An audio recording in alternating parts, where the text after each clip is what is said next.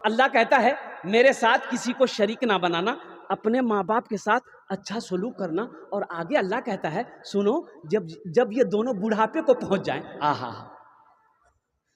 جب یہ دونوں بڑھاپے کو پہنچ جائیں، جب ماں بوڑھی ہو جائے باپ بوڑھا ہو جائے، انہیں جھڑکنا مت، اونچی آواز میں بات مت کرنا، ان کو اف تک مت کہنا، افیوں ولا تنہرہما وقل لہما قولا کریما، شفقت سے بازو کو بچھا دینا اور دعا کرنا، رب ارحمہما کما ربیانی صغیرا، یا اللہ میرے ماں باپ کے اوپر میں رحم فرما جس طریقے سے انہوں نے مجھے بچپن میں پالا پوسا بڑا کیا۔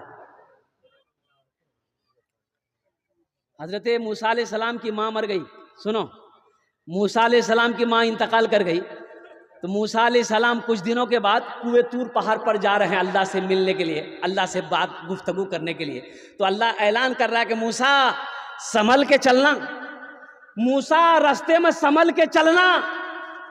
اب دعا کرنے والی نہیں رہی، یہ کس سے کہہ رہے ہیں؟ اللہ پیغمبر سے کہہ رہے ہیں، اب ماں نہیں رہی تیرے حق میں دعا کرے گی، اب سنبھل کے چلنا۔ ہم کس کھیت کو مولی ہیں؟ اللہ کے نبی جناب محمد رسول اللہ صلی اللہ علیہ وسلم ایک موقع پر ارشاد فرمائے، کاش میری ماں آمینہ زندہ ہوتی، میں عشاء کی نماز پڑھ رہا ہوتا، سورہ فاتحہ تلاوت کر رہا ہوتا، میری ماں آمینہ آواز دیتی بیٹا محمد، تو میں نماز توڑ کر سورہ فاتحہ چھوڑ کر ماں کی بارگاہ میں حاضر ہو جاتا۔ میرے بچوں نوجوانوں، ماں باپ کی خدمت کرو گے انشاءاللہ؟ انشاءاللہ کتنے لوگ کرو گے؟ ہاتھ اٹھاؤ انشاءاللہ الحمدللہ۔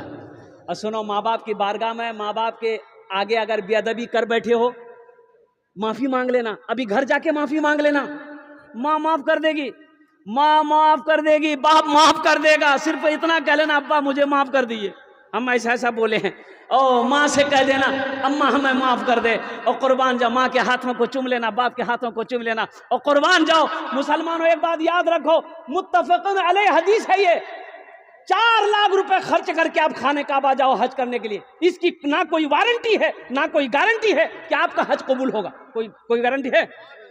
ارے بولو، کوئی گارنٹی ہے؟ کوئی گارنٹی دے سکتا ہے؟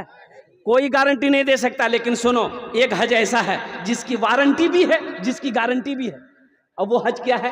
وہ حج یہ ہے، اللہ کے رسول صلی اللہ علیہ وسلم ارشاد فرماتے ہیں کہ جو اولاد اپنے باپ کے چہرے کو ایک مرتبہ محبت کی نظر سے دیکھ لے، اللہ اسے ایک حج مقبول کا ثواب عطا فرماتا ہے۔